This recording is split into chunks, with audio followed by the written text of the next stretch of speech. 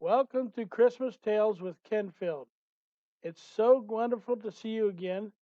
I know I don't get to see you in person this year, but at least I get the opportunity to share some of my favorite Christmas stories with a little help from my friends here at the Kenn-Feld Group.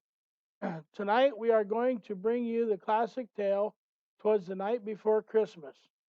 This poem was written in 1823 by Clement C. Moore. That was a long time ago. Old Clem's story shows us how magical Christmas can make us feel. Even John Deere himself was by a big fan of this Christmas tale and read it to his kids back in the day. I hope you enjoy this tale. 'Twas the Night Before Christmas by Clement C. Moore. 'Twas the night before Christmas, when all through the house not a creature was stirring, not even a mouse. The stockings were hung by the chimney with care, in hopes that St. Nicholas soon would be there. The children were nestled all snug in their beds, while visions of sugar plums danced in their heads. And Mamma in her kerchief, and I in my cap, had just settled our brains for a long winter's nap. When out on the lawn there arose such a clatter, I sprang from my bed to see what was the matter. Away to the window I flew like a flash, tore open the shutters, and threw up the sash. The moon on the crest of the new fallen snow gave the luster of midday to objects below, when what to my wondering eyes should appear but a miniature sleigh and 8 tiny reindeer, with a little old driver, so lively and quick, I knew in a moment it must be St. Nick.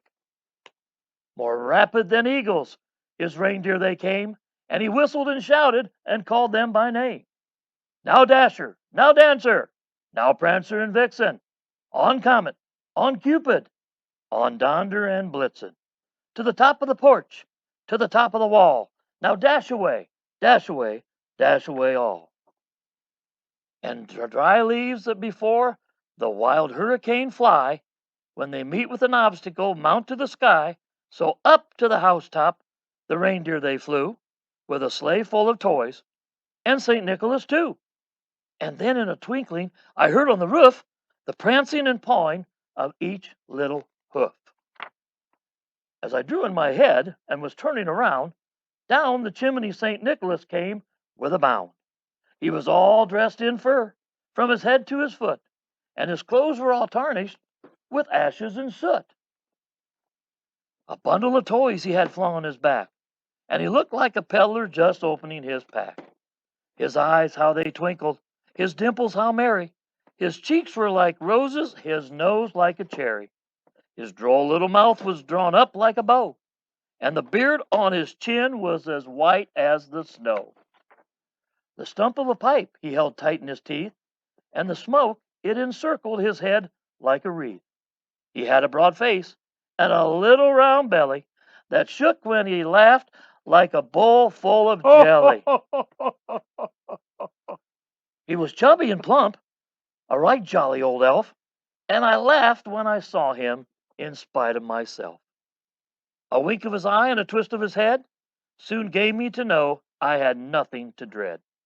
He spoke not a word, but went straight to his work and filled all the stockings, then turned with a jerk, and laying his finger aside of his nose, and giving a nod, up the chimney he rose. He sprang to his sleigh, and to his team gave a whistle, and away they all flew like the dawn of a thistle. But I heard him exclaim, as they drove out of sight, Merry Christmas to all, and to all a good night. "Hey, that's my line."